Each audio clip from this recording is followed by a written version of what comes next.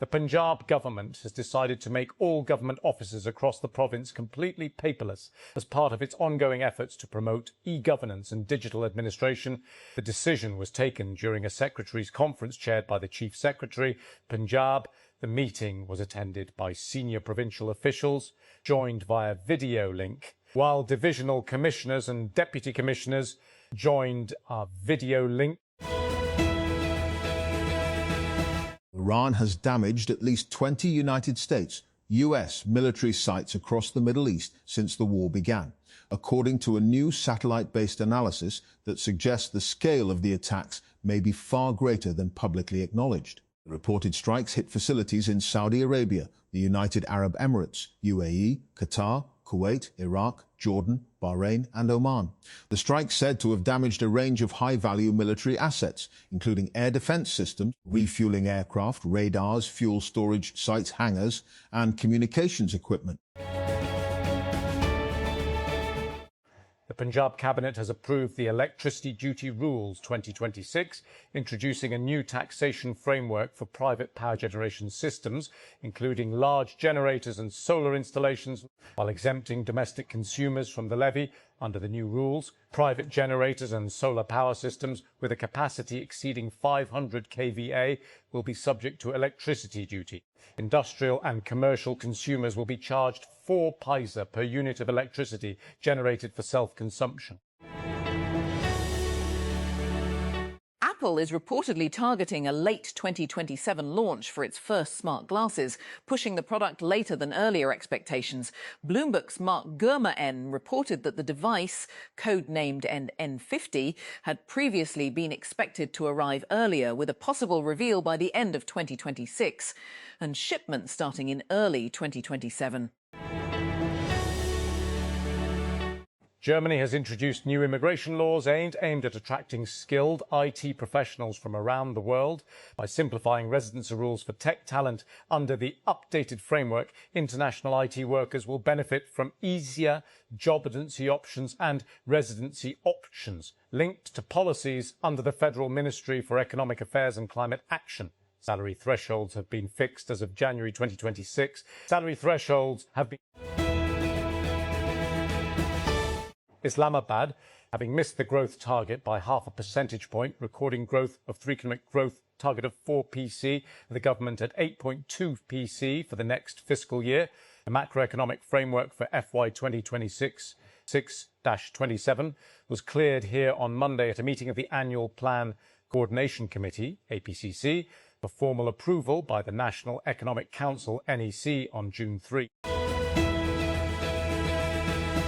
Online political commentators Hassan Piker and Cenk Uygur have had their clearance to enter the UK revoked by Britain's Home Office. The two were set to speak at the SXW conference in London this week. Piker, a streamer on Twitch, with over 3 million followers, was set to speak on a panel titled How the American Left Learned to Speak the Internet. His uncle Uygur, host of the online news show The Young Turks, was set to speak on Techno-feudalism is here.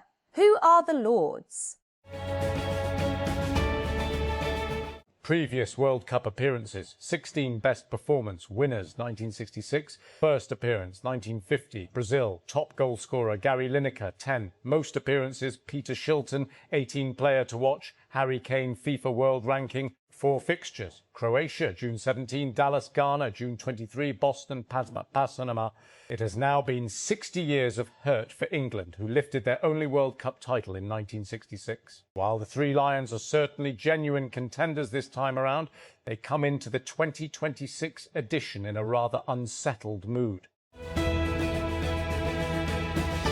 Athens, Greece. Bashir is a Syrian Muslim who has lived in Greece since 2014. He married a fellow Syrian in the country, and 3 months ago they had a son. After years of picking olives and oranges, learning Greek and a trade in metalwork, and finally buying his own equipment to start work as an independent trader, Bashir felt his life was finally coming together. 2 months ago, the authorities handed him a piece of paper asking him to restate his reasons for coming to Greece and why he should now return to Syria. The Atlantic hurricane season has just begun and runs from Monday to November 30, with storm activity peaking in mid-September. During this period, warm ocean waters and atmospheric shifts feed and accelerate tropical storms and hurricanes that mainly threaten the Caribbean and the east and Gulf coasts of the United States. AI companies have grown into data-hungry entities as their models require ever larger datasets to train on. To meet that need, many AI startups defy long-standing internet conventions, like respecting robots.txt files, signal to automated crawlers which parts of a website are off-limits, and scrape data aggressively. This has forced websites to restrict access to their data and, in some cases, strike licensing deals with AI companies. Fitness and social running company Strava is making a move in this direction by restricting its website and introducing fees for developer access. To stop scraping, the company is increasing security around its website and will now only allow authenticated users to view certain data. Earlier users were able to see details like public profiles and fitness club listings without logging in. The company is putting all that data behind authentication to protect it from unauthorized AI scraping.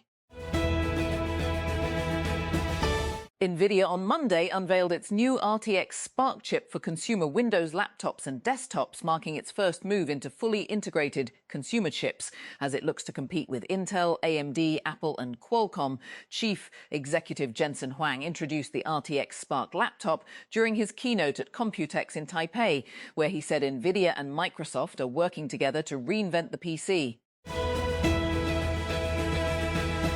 Scientists are making progress on a wireless brain implant that could help some blind people regain limited visual ability by sending camera-based information directly to the brain. The system, called the intracortical visual prosthesis, bypasses the retina and optic nerves and connects directly with the visual cortex, the part of the brain that processes sight. It is designed for people with profound blindness, especially those whose eyes or optic nerves can no longer send signals to the brain. Pakistan fast bowlers Haris Rauf and Shaheen Shah Afridi continue to rank among the leading ODI wicket takers by strike rate amongst bowlers with at least 100 wickets. The latest ODI bowling records show that Haris Rauf has taken 104 wickets at a strike rate of 26.42, while Shaheen Shah Afridi has 140 wickets at 26.87. A young founder from Pakistan managed to secure a free one-year domain renewal after cold emailing GoDaddy's CEO. When he could not afford the $60 founder, he came across a well-known cold email example, reworked it for his own situation, and sent it to the company's top executive in the hope of getting help. Artificial intelligence is rapidly transforming the global job market, raising concerns that many university degrees are losing their traditional economic value as automation replaces routine white-collar work. Major corporate restructuring and layoffs at firms such as Block and Oracle have intensified fears that AI systems are increasingly performing tasks once handled by entry-level professionals. Analysts warn that the gap between university education and labour market demand is widening as technology evolves faster than academic curricula. The upper parts of the country are expected to experience dust storms and thunderstorms from June 2, which are likely to persist until June 5, the Pakistan Meteorological Department PMD said on Monday. A westerly wave is likely to approach the upper parts of the country during the forecast period, PMD said in an advisory. I went to watch Zombied without high expectations. After all, Pakistan isn't always known for its brilliant cinema, and most films released on Eid are designed to be vapid crowd pleasers meant to rake in the big bucks. This is probably why I didn't have the worst time watching it. The acting was fine, the plot was fine, the visuals were fine, everything was just fine. India gave a red carpet welcome on Monday to Myanmar's junta leader turned President Min Aung Hlaing. His first trip abroad since becoming civilian leader, with talks focusing on security and trade, the former military chief met with Prime Minister Narendra Modi on Monday, where they shook hands outside New Delhi's sprawling Hyderabad house. France intercepted a sanctioned Russian oil tanker in the Atlantic on Sunday with the support of allies, including the UK. French President Emmanuel Macron has said the French Navy boarded the Tagore, which maritime authorities said had been flying a false flag when it was detained around 400 nautical miles west of Brittany in international waters. United States President Donald Trump says he is close to achieving a very good deal with Iran, but Washington and Tehran have been engaged in a new exchange of fire, dimming hopes of finalizing a deal to end the war. Late on Sunday, in a post on X, the US military Central Command CENTCOM said it struck Iranian military sites over the weekend, and on Monday, Iran's Islamic Revolutionary Guard Corps, IRGC, said it retaliated by targeting a US base in the Gulf region. Ethiopians have begun voting in parliamentary and regional elections, with Prime Minister Abiy Ahmed's party projected to win by a landslide, despite significant unrest in much of the country. More than 50 million people are registered to vote on Monday. However, polling will not take place in the northern Tigray region, where the National Election Board of Ethiopia, NEBE, has cited unfavourable conditions following a 2020 to 2022 civil war and continuing political turmoil.